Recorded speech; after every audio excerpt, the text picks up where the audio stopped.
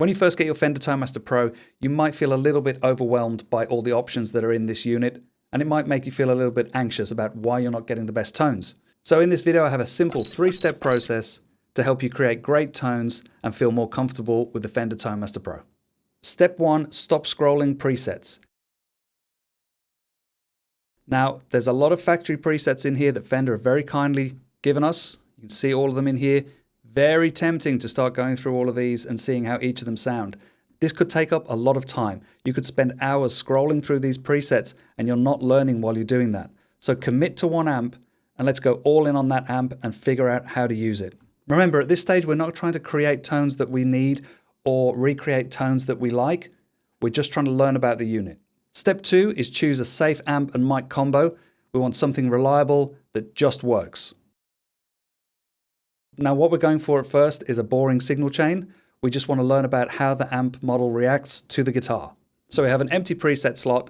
We're just going to add an amp, no drives, no delays, no modulation, no reverb, just the amp. So add a block. We're going to go to combo amps. And we're going to go with something that people usually choose first, which is the 65 Deluxe Reverb Fender Combo. Now, I want you to imagine you've bought this amp and you've got it home, and the next thing is you're going to plug your guitar in and you're going to start playing. This is what we're trying to achieve. We're trying to make sure that you're thinking about this as a real amp, not as just some way of creating all these crazy sounds. Now, when you go into the amp settings, you can see it's very simple. We've got treble, bass, and volume. So to start off, let's just put everything to 5. And we'll see what that sounds like with this Epiphone Les Paul.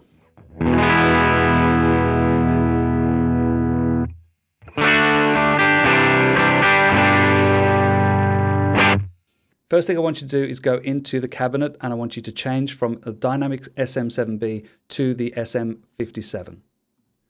Then move it to the cap edge, 0 inches. We'll leave the low cut at 90 and I want you to change the high cut all the way down to 6 kilohertz.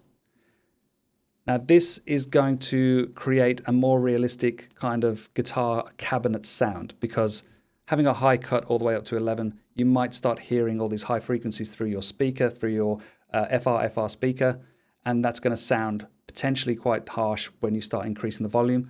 By lowering it down to 6 kilohertz, we're going to get a more rounded, smooth tone, and that, as you increase the volume, won't go into those kind of high frequencies that hurt your ears. All right, let's see how that sounds.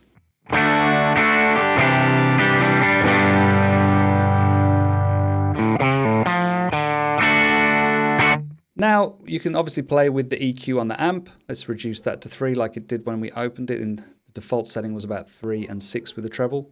And let's reduce the volume.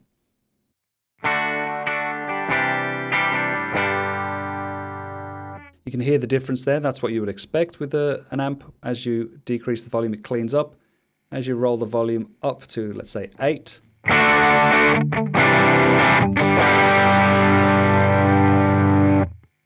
So this already is acting predictably. This is what we expect. All right, I'm going to lower the volume down to 6.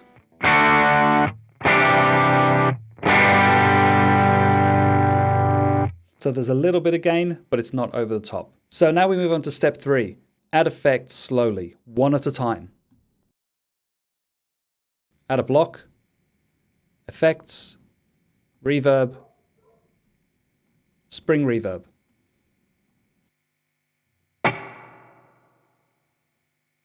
We're going to reduce the mixer and the dwell, so we just have a little bit.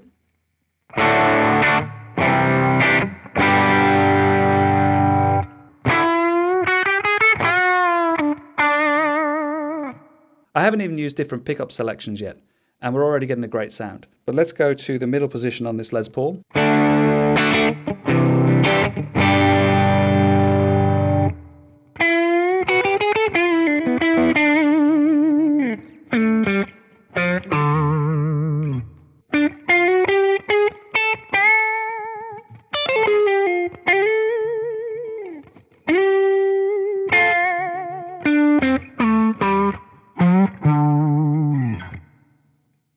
And now the neck pickup.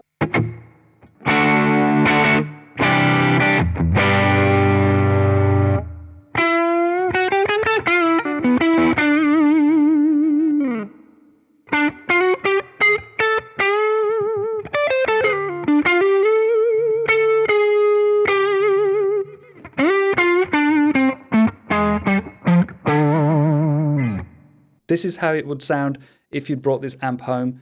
You'd turn the reverb up on the amp. But next, let's go to a stomp box just to give it some more tonal options, and we're going to go with the classic tube screamer. Let's keep this nice and simple. So first thing we're going to try is with the drive at a quarter, level at halfway, and the tone at halfway.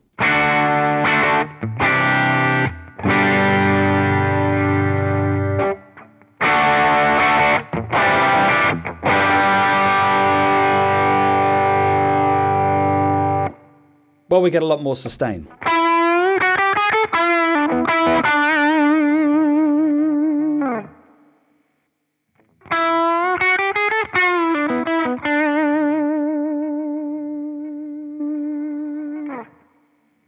Now let's try with the level all the way up and just a little bit of drive. We could put it on 10. You can see here 10%.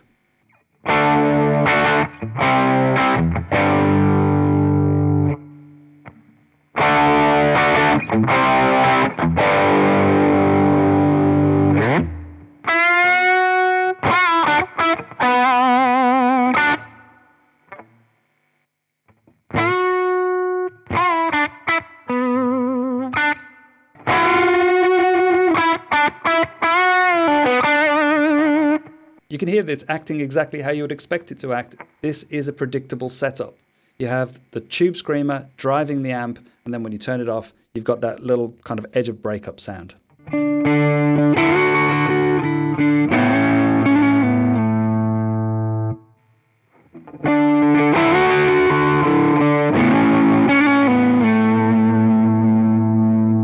You still have the picking dynamics with the green box on as well.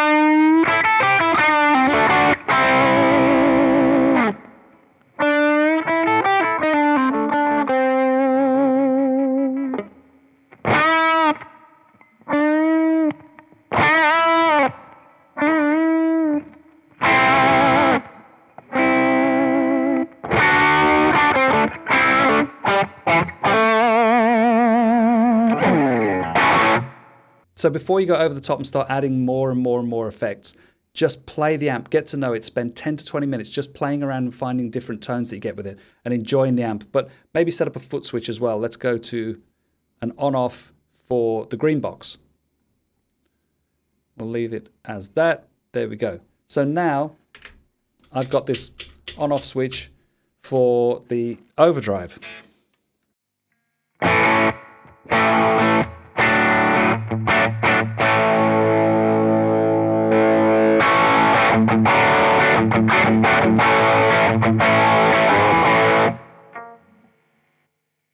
That's my challenge to you now.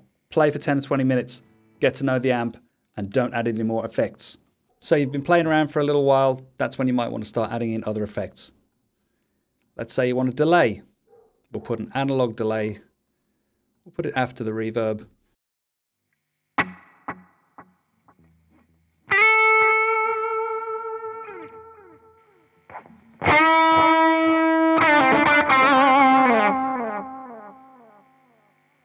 Bring the mix down a little bit.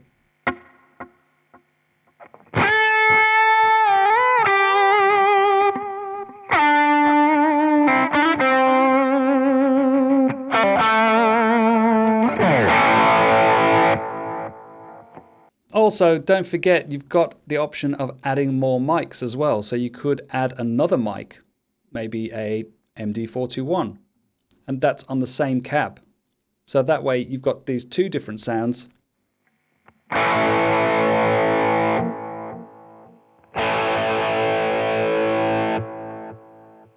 And you can blend that any way you like.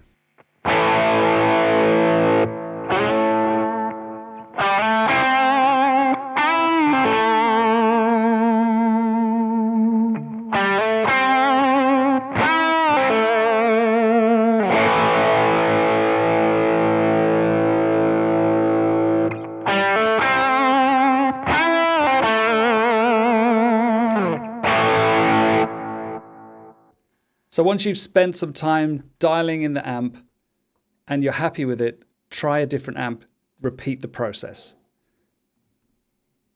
I'm simply going to replace this amp with a half stack.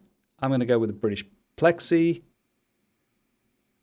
I'm going to turn off the green box for a second. I'm going to go into here, into the mics. I'm going to move that to the cap edge just for sort of more consistency. And I'm going to bring the high cut all the way down to 5.5 kilohertz.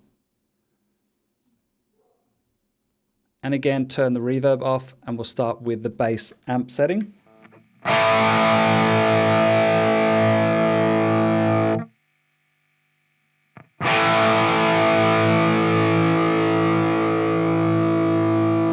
Play around with the settings.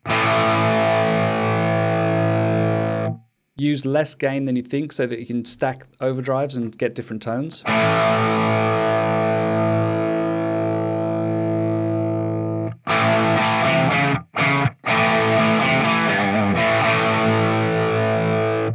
Okay, so let's say that's our bass sound or our bass setup. I'm going to add another mic. I'm going to keep it in the same place, and I'm going to keep it blended.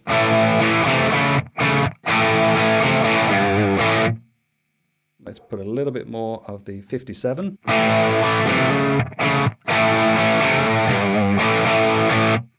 Okay, then we go to our overdrive and we'll switch that on.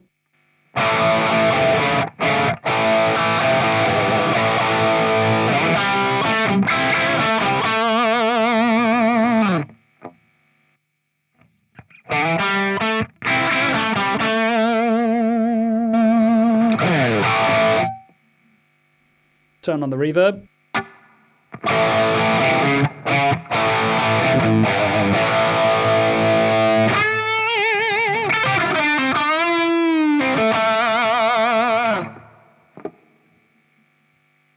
Turn the delay on.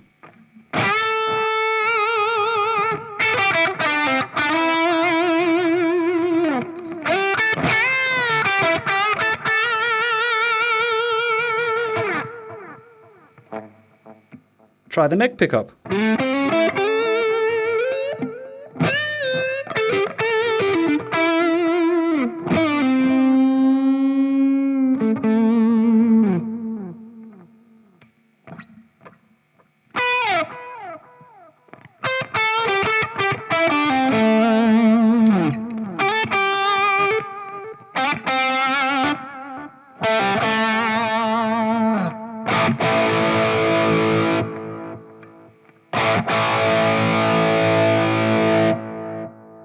And once again, spend 10-20 minutes changing some settings, playing with the amp, not playing with effects, just dialing in the amp in different settings, keeping the mic the same, keeping everything predictable, and seeing how the amp plays with your particular guitar. Then switch out the guitar. Try it with single coils, try it with a different type of guitar, see how that reacts to the same amp. Yes, you will have to change the settings, but there are ways to do this if you want to set this up as a live tone and have multiple guitars. I hope you found this useful. If you did, don't forget I also have a newsletter that you can subscribe to through Substack. The link will be in the description. You get a riff of the week every week, and you may even get a free Tone Master Pro preset with it. So it's worth subscribing. Check it out. All right, thanks so much for watching, and I'll see you in the next video.